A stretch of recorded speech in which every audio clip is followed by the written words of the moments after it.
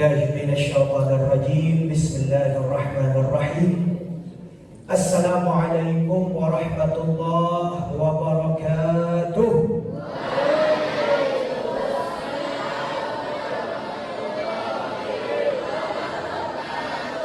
Assalamualaikum warahmatullahi wabarakatuh.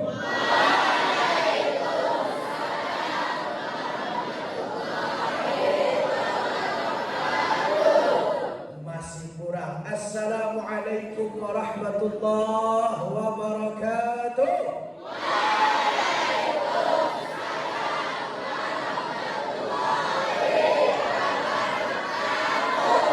Masya Allah, moga-moga yang jawab salam barusan masuk surga. Kebanggaan orang tua. Sehat semuanya. Selamat dunia akhirat.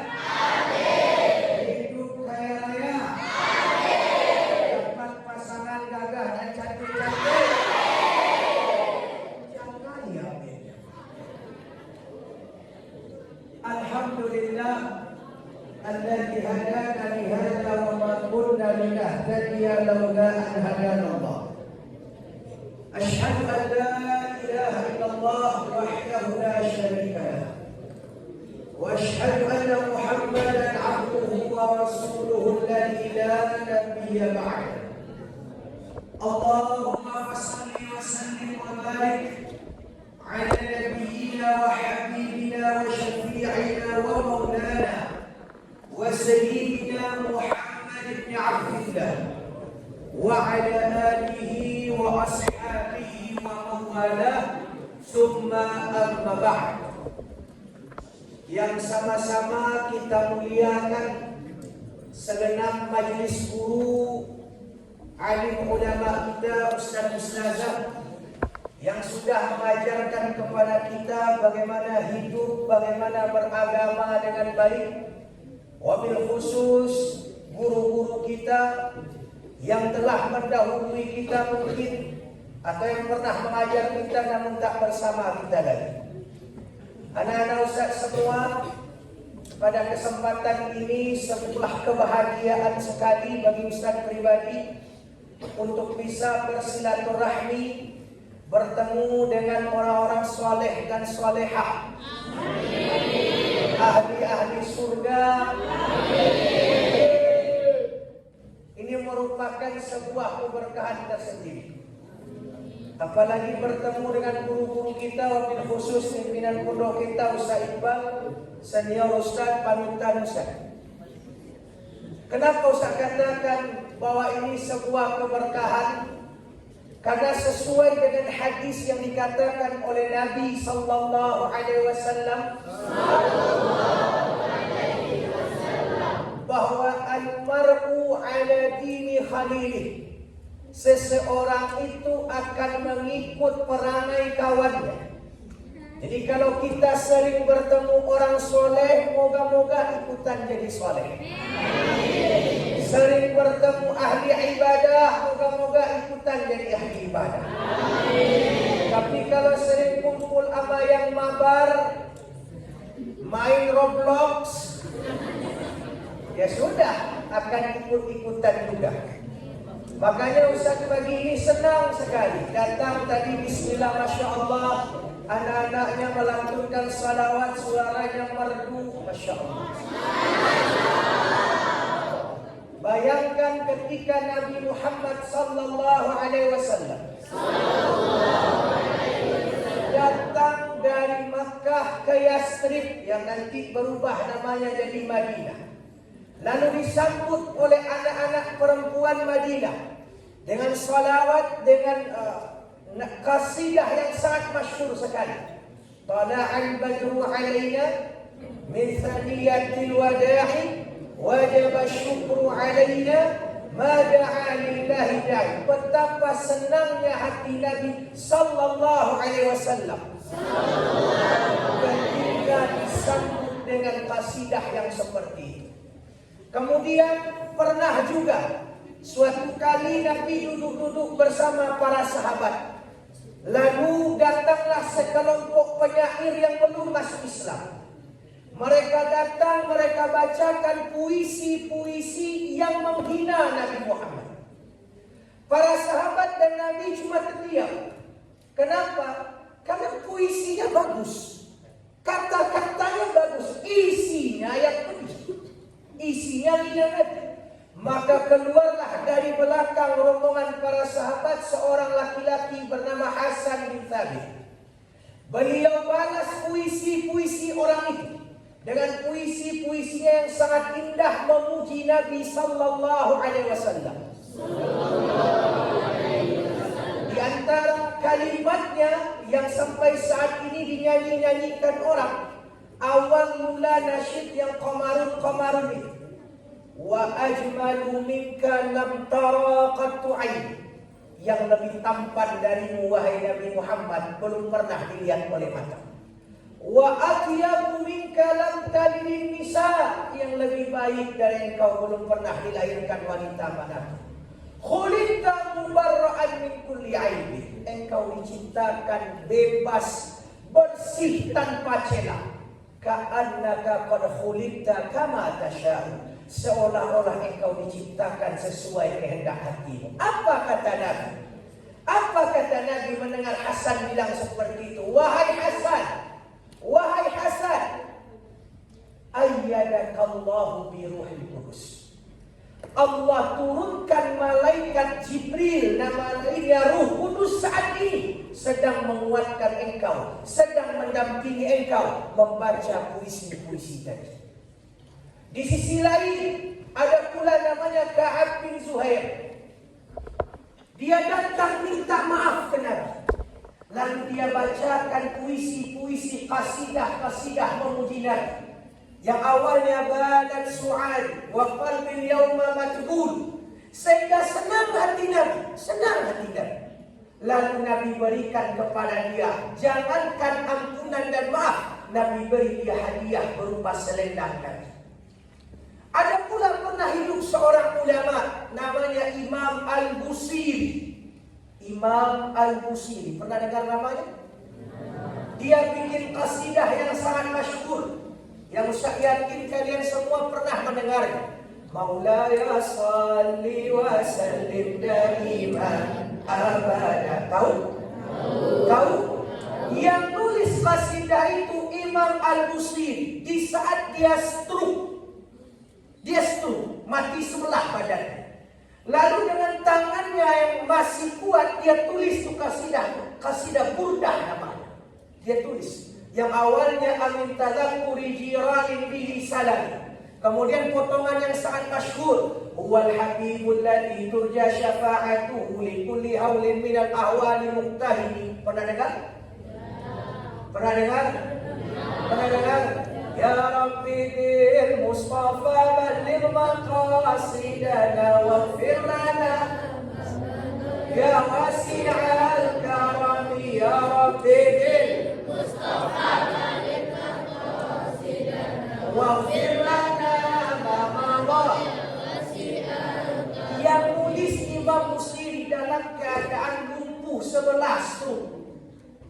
Setelah dia menulis, malamnya dia mimpi bertemu Nabi sallallahu alaihi wasallam, dan mimpi bertemu Nabi mimpi yang benar. Nabi yang menjamin, man ra'ani fil manam faqad ra'ani haqqan.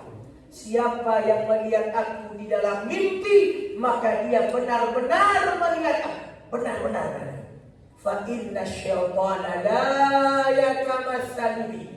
Karena syaitan tak bisa meniru-niru aku, kata Nabi sallallahu alaihi wasallam. Maka Nabi pun senang dengan qasidah yang ditulis oleh Imam Busiri. Bangun-bangun Imam Busiri, dia sembuh dari penyakit stroke-nya. Dari berbagai tokoh, nama-nama dan kisah yang Ustaz bacakan barusan, menunjukkan bahwa Nabi Muhammad sallallahu alaihi wasallam senang ketika dibacakan qasidah untuk beliau, ketika dibacakan salawat untuk beliau. Dan subhanallah, pagi ini tadi ketika Ustaz datang, bismillah, masya Allah, santriwan santriwati Al-Irsyad Bulan Kamba membacakan salawat, membacakan qasidah untuk Nabi sallallahu alaihi wasallam. Kira-kira kalau Nabi bersama kita saat ini bagaimana perasaan Nabi? Bagaimana perasaan Nabi? Kalau Nabi senang, maka Allah pun senang kepada kita. Kenapa? Karena kita membuat kekasih Allah bahagia. Maka Allah pun membahagiakan orang-orang yang membahagiakan kekasihnya. Maka insya Allah tak salah dikatakan bahwa yang hadir saat ini insya Allah dapat rahmat Allah. Amin. Dapat sayangnya Allah. Amin.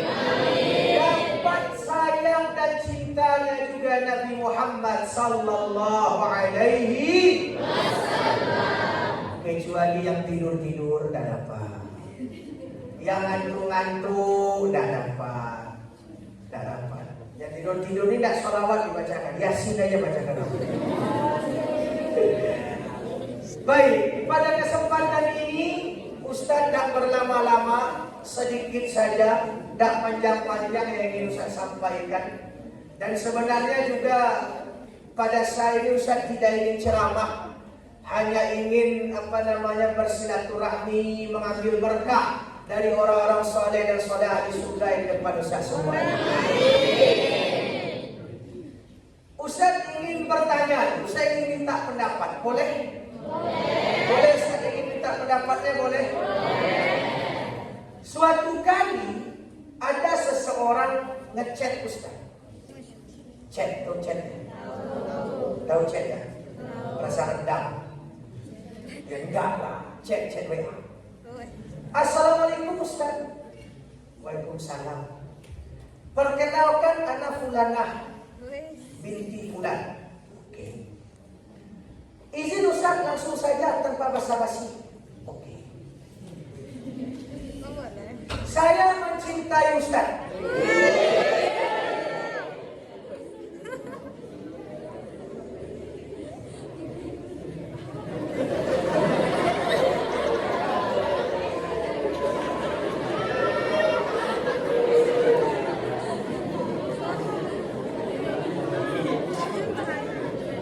Memang nasib jadi orang gemoy itu memang kayak gini.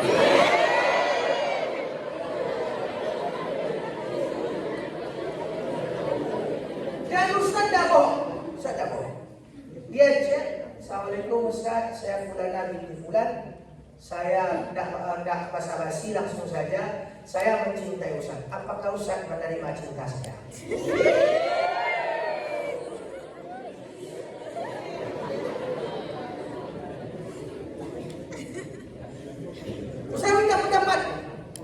Menurut kalian, apakah Ustaz akan menerima?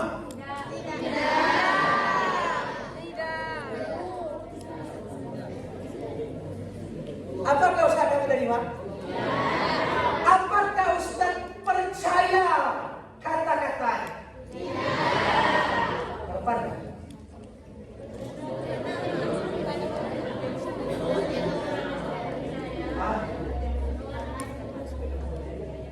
Kenapa? Karena bisa saja prank Ustaz. Bahasa kalian kan prank ya. Bisa saja prank. Ya sudah, Ustaz tidak acuhkan.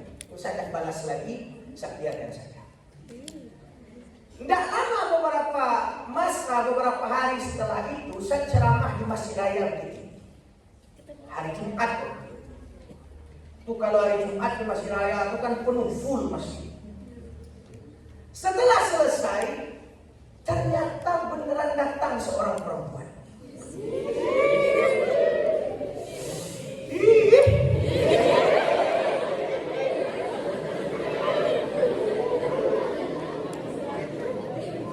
Dia datang, dia minta izin waktu, minta ngobrol sebentar, ya sudah. Yang lain masih ramai, dia datang ke dekat meja. Ustaz, saya yang chat Ustaz kemarin.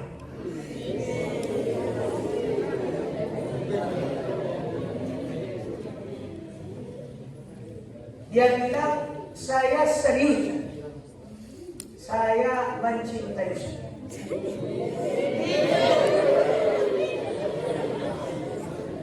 Ustaz minta pendapat kalian. Apa bisa mempercayai perkataannya?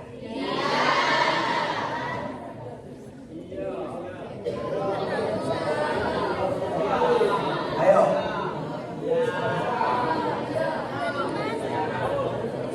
Ayo.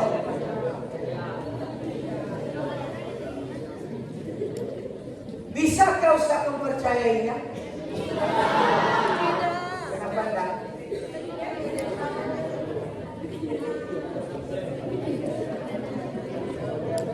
Ustaz bilang gini ke dia. Apakah kita pernah bertemu sebelumnya? Dia bilang enggak. Apakah saya kenal kamu? Dia bilang enggak. Apakah kamu kenal saya? Dia bilang iya. Sejauh apa?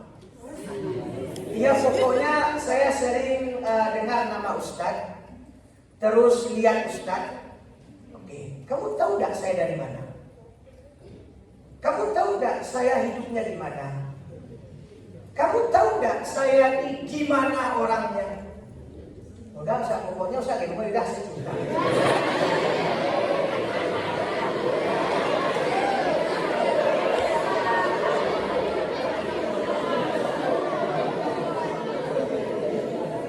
Memang orang demo itu memang disukai. Lalu saya bilang gini ke dia. Maaf. Kamu sebenarnya tidak cinta. Hanya sekedar suka dan tertarik. Karena beda antara suka tertarik dengan cinta. Suka, ya kamu suka senang melihat sesuatu. Tertarik, kamu ingin dekat dengan itu. Tapi kalau cinta tidak sekedar itu. Karena bagi saya, kata Ustaz, dan para ulama juga menjelaskan yang sama. Semisal Imam Al-Ghazali, al-hubbu ma'rifah. Cinta itu baru sah ketika kamu mengenal orang yang kamu cintai. Kalau kamu bilang cinta tapi kamu tidak kenal, tidak tahu dengan dia, maka itu bukan cinta, itu hanya tertarik dan sekedar suka. Catat, penting.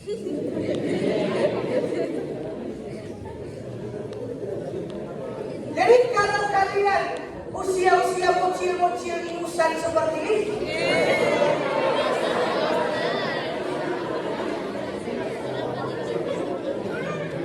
lalu merasa, oh saya cinta dia Ustaz, saya ingin bersama dia, oh stop, tunggu dulu. Kamu mungkin suka, kamu mungkin tertarik, tapi itu bukan cinta, karena cinta baru muncul setelah adanya perkenalan. Mengenal, mengetahui, makanya kan muncul pepatah di orang kita, tak kenal maka tak sayang maka tak cinta. Maka ini poin penting pertama yang hendak Ustaz share ke kalian semua. Bahwa pengakuan cinta baru sah setelah kalian mengenal orang tersebut. Fahim tuh? Kalau belum kenal, maka itu bukan cinta, itu suka, itu tertarik, sekedar itu saja. Nah sekarang Ustaz mau tanya kepada semua. Kalau tadi Ustaz minta pendapat, sekarang Ustaz tanya, apakah santriwan-santriwati Al-Irsyad Bulan Gamba mencintai Nabi Muhammad sallallahu alaihi wasallam? Iya. Cinta pada Nabi? Iya. Sejauh apa kalian mengenal Nabi? Ayo. Atau jangan-jangan keadaannya sama dengan orang yang tadi, cuma mengaku cinta padahal tidak, merasa mencintai padahal hanya sekedar tertarik. Kalau memang kita mencintai Nabi Muhammad sallallahu alaihi wasallam, maka syarat pengakuan cintamu baru sah ketika kamu benar-benar mengenal Nabi Muhammad SAW? Ayo, saya mau tanya. Sejauh apa kalian mengenal Nabi? Anak Nabi ada 7. Ya kan? 3 laki-laki. Yang mana saja anaknya Khadijah? Yang tahu angkat tangan saya kasih dia. Oke. Yang paling belakang kacamata. Ya kan? Silakan. Ada mic satu lagi. Oke, berdiri saja. Boleh. Iya kan? Silakan. Yang mana saja anak Khadijah? Dari yang 7. Karena tidak semuanya anak Khadijah. Silakan lagi. Boleh baju. Kasih jalan. Guys, kasih jalan.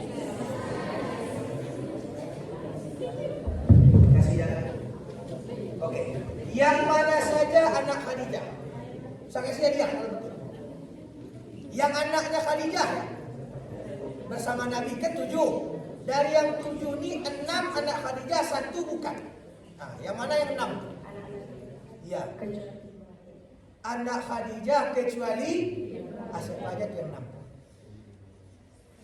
Qasim, Abdullah, Ibrahim. Ayo, Qasim, Abdullah, Zainab, Ruqayyah, Ummu Kulsum, Fatimah. Benar?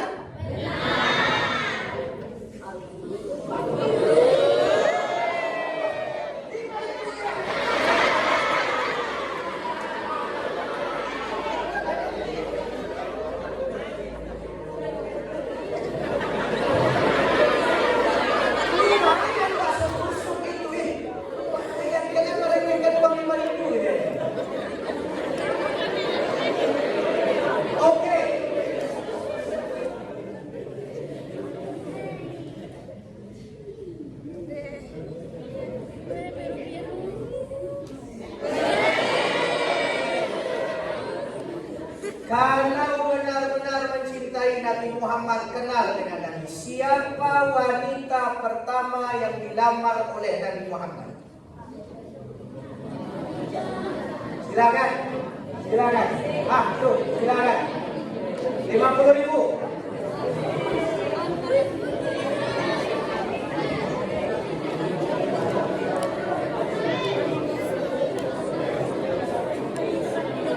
Siapa? Aisyah. Salah.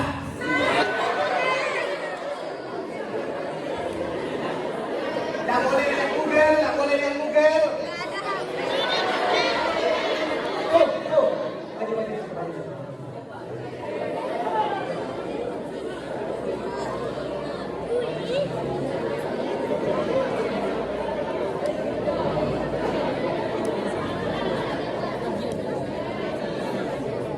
Namanya siapa dulu? Khadijah. Oke, jawabannya Khadijah.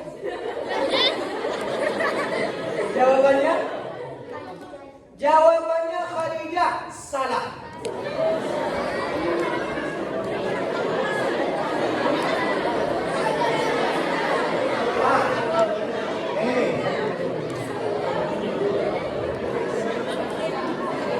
Siapa wanita pertama yang dilamar oleh Nabi Muhammad? Saudah binti Zam'ah. Salah.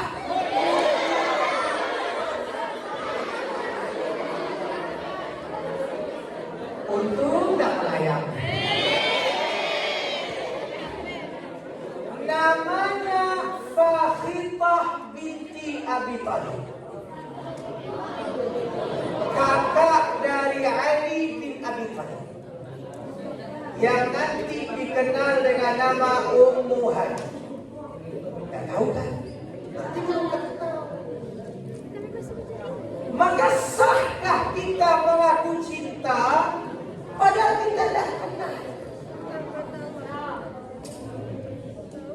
Pengakuan cinta tak sah. Kata kita, orang yang benar-benar mencintai akan berusaha mengenali.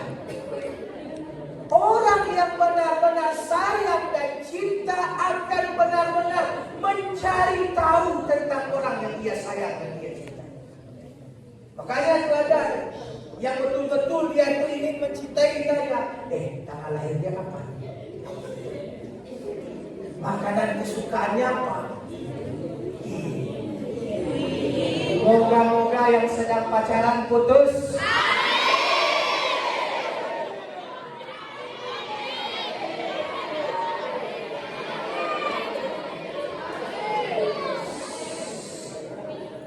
Kenapa Ustaz sampaikan hal ini kepada antum-antumnya? Karena antum-antumnya di masa atau di zaman orang-orang tak lagi mengerti apa hakikat cinta. Sekedar suka bilang cinta, sekedar tertarik bilang cinta. Cinta itu baru akan muncul setelah kita mengenal dan terus berusaha mengenal. Maka kalau dikaitkan dengan cinta pada Nabi Muhammad, orang yang betul-betul mencintai Nabi, mengenal Nabi Muhammad sallallahu alaihi wasallam. Ini poin pertama. Poin kedua, di sisi lain, tadi Ustaz kita, guru kita, Ustaz Iqbal sudah mention juga, sudah nyebut juga masalah itu, bahwa Nabi sallallahu alaihi wasallam dijadikan oleh Allah sebagai uswatun hasanah. Laqad kana lakum fi Rasulillahi uswatun hasanah. Suri tauladan yang baik, contoh yang baik. Sekarang pertanyaannya, bisakah kita mencontoh seseorang yang tidak kita kenal? Bisa. Gimana caranya?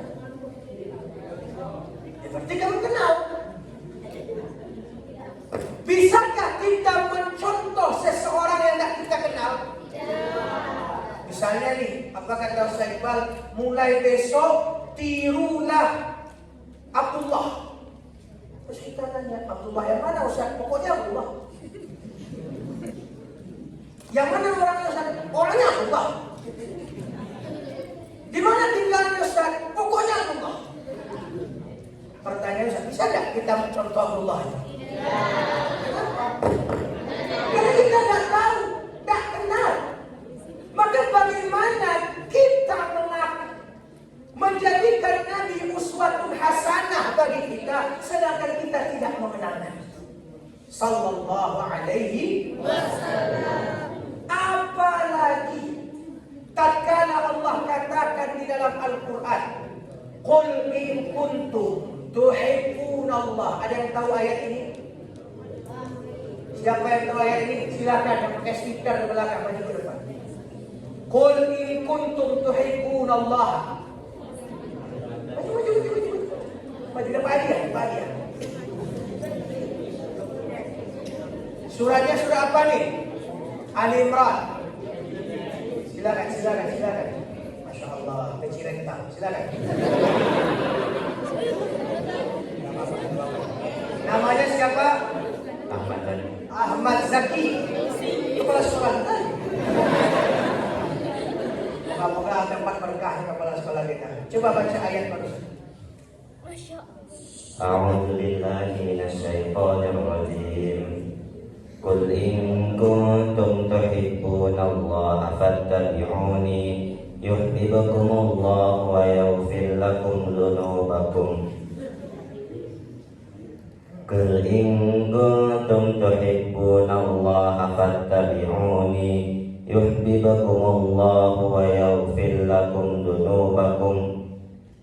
Wallahu ghafurur rahim. Betul? Tak tahu. Ayo. Oke, walaupun kurang tepat tapi dapat dia Rp5.000.